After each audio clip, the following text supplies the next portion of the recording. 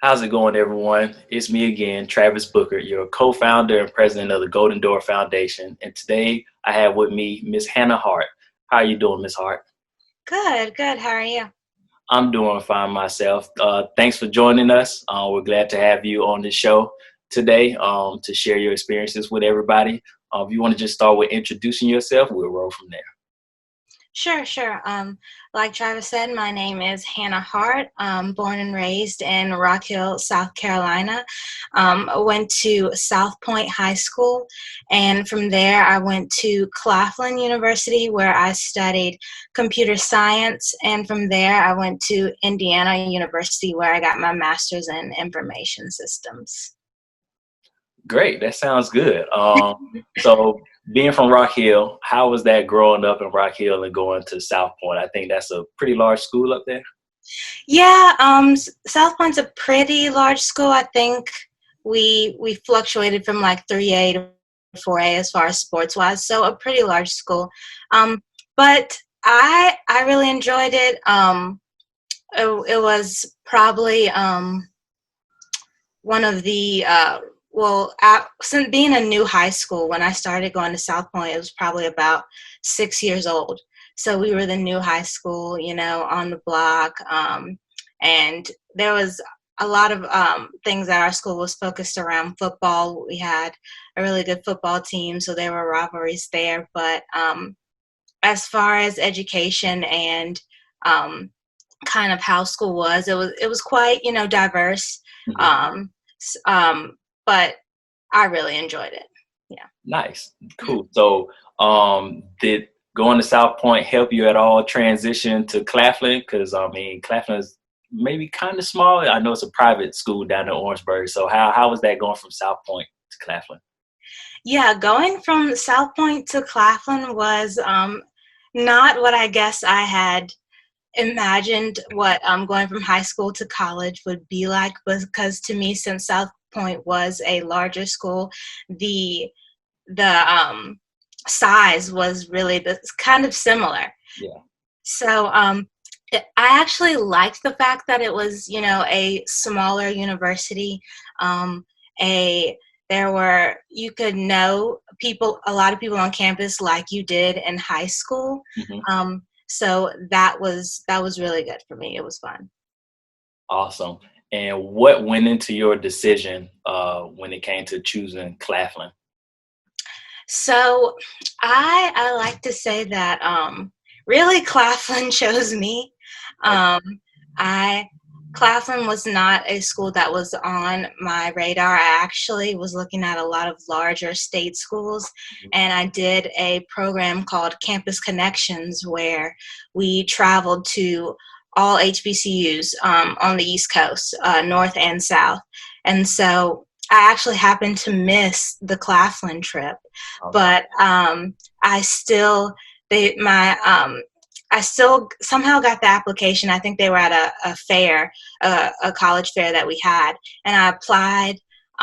They gave me a small scholarship at first, and my parents were like, "Oh, that's it, you're going." So um, I I happened upon Claflin there, and then I did a tour and really loved the campus. So that's how I got there. Okay, that works out. And then what went into your decision in choosing computer science, and how was it studying computer science at Claflin? So I always knew that I wanted to work with computers as a child, Mhm. growing up in the early 2000s where computers were like just coming into every home. So when they started coming into everyone's home, um, of course, my parents were like, I don't know how to fix this, or I don't know how to work this. So they were No. always, yeah, being the oldest, they were always like, fix this. How do you do this? And so that's why I really became intrigued with computers. And so that's how I came into computer science and studying computer science at Claflin versus, other large institutions was quite different. But um, I really enjoyed it because I actually got to have teachers that looked like me Right. teaching me computer science. I had my first Black female computer science teacher because, as we know, computer science is um, heavy. It's a more male dominated field, so having a teacher like that was really great. Yeah, that sounds good. Is she your mentor? Do you keep in contact with her at all? I do keep in contact with her. I actually, before COVID, I actually met with her in DC, because that's where I currently live. But she was there for some work things, so I met up with her. We keep in contact, and she still gives me advice on things. She was my thesis advisor, so we still have a really good relationship. All right, that's cool. That's cool. Okay, and then after Claflin, you said that you went to Indiana, Hmm. right? Could you elaborate on your experience there? Yeah, Indiana was definitely a different experience. Going from HBCU to PWI was different, but just going from a school of 3,000 to a school of 20 to 30,000 Yeah. was a lot. Campus was a lot larger. I mean, I went from walking from my dorm to my class to, catching the campus bus across campus. So that experience in itself was very different. And just switching from a full computer science degree to a computer science and business program was a lot different. But it was something that I really enjoyed, and I saw how computer science really ties in, how it can tie into business. So Right. it was really good. Okay, and so for our viewers, could you kind of go into what computer science is and how computer science relate to business? Sure. So as I think as technology started to develop and grow, um, it has really gone from just being a thing where coding is all someone knows how to do, into programming into computer, as to where computer science can really enhance your business. Nowadays people are hiring developers. They're hiring people who study and analyze data to try to determine where their business is going, who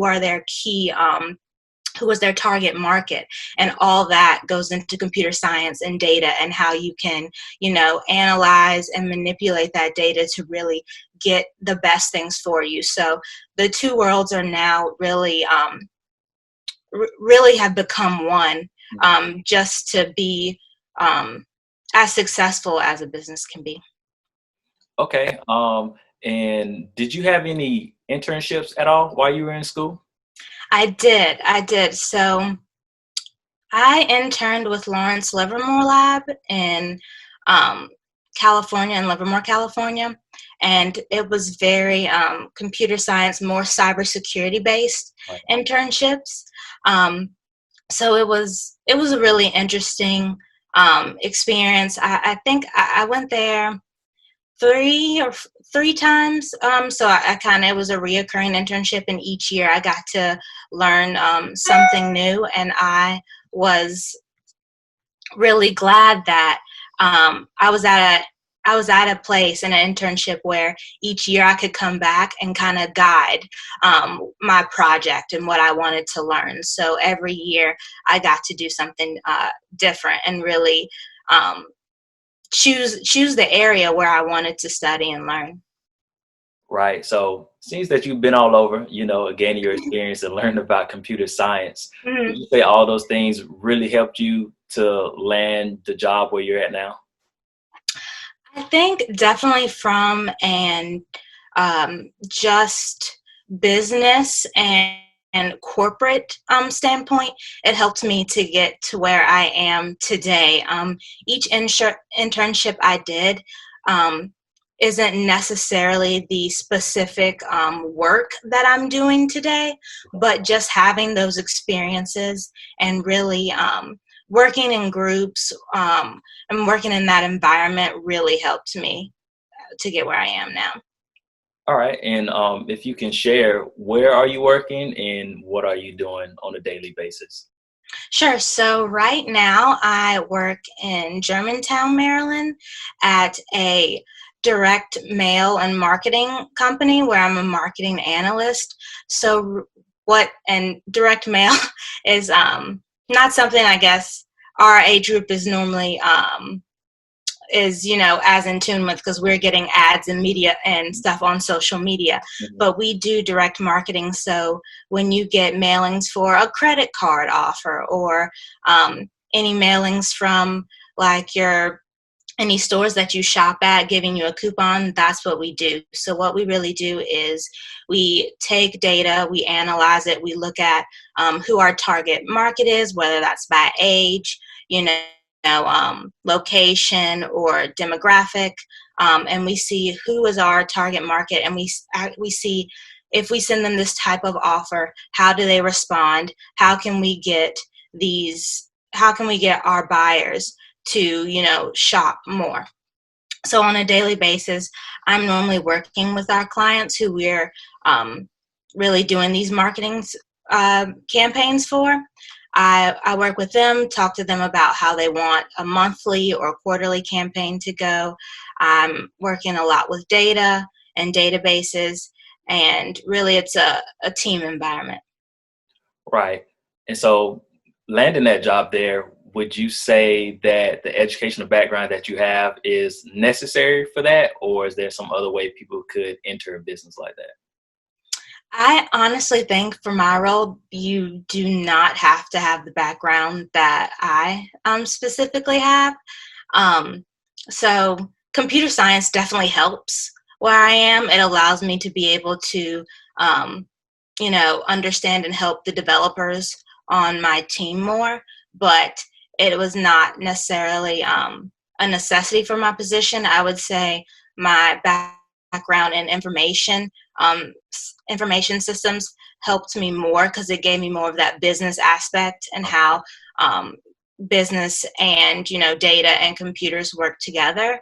So that helped me a lot. But I definitely think I think the company that I'm at it's very small, so it's a great place where you can come in and really you can learn on the spot. Understood. So you've been around a lot. You went from Rock Hill to Orangeburg to Indiana. You've been to California a few times. That all sounds fun, and I know that involves a lot of traveling. But Mhm. with so much success that you've had, would you say there have been any challenges that you've experienced, and how have you overcome those challenges? So I think there have been challenges. I think there's always challenges, whether it's school or personal. I think being from South Carolina and growing up, we really traveled within the state or on the East Coast. So from a traveling aspect, my first time getting on a plane was a 5-hour flight to California. That was different. I wasn't used to that. And then, moving to a different state with a different climate. Indiana is in the Midwest. It is nowhere near the same weather that it is here in South Carolina. Going from a small university where I have 15-to-1 ratio, for student teachers, to a university where it's 150-to-1. Mhm. It's been very difficult, but I think the way I've gotten through all of those different instances is really having a good support system. And I always have my support system that I built here in South Carolina, but even creating those support systems in those areas where I've been. Nice. So kind of answers my other question about, but that's cool. What goals do you currently have? And these can be professional or personal goals. hmm Um, I think I have a lot of goals in all different areas. I mean, professionally for me, right now, where I am right now, um, I am more in a business role, but I'm I'm at a place where I am able to learn more on the development side. So I like that I'm growing there. I'm learning more programming in different languages, all the time, because you can't learn everything in school. Right. So I'm learning and growing there. Um, Personally, I think I'm growing and really just learning how to thrive like on your own, being an adult, adulting as we call it now. It's hard. It's hard. It is hard. So just doing that, you know, in itself, I think is a goal and accomplishment every time, you're able to make it through a tough situation. Right. And then I kind of want to switch gears here and just ask you, I guess, what motivates you as well? What really motivates me is the kids or the generation that I know will come behind me. What am I doing to make, their path, less hard? Or what am I leaving behind, as, like an instruction manual? Like, how can I help the people who are coming behind me make everything literally easier? So that's what really, really motivates me.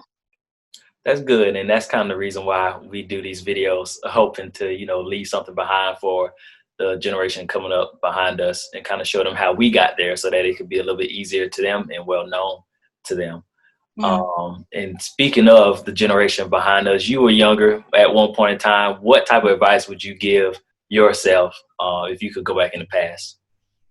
Oh man, so many things. I think one, really be confident, and being confident is easy to say and harder to do.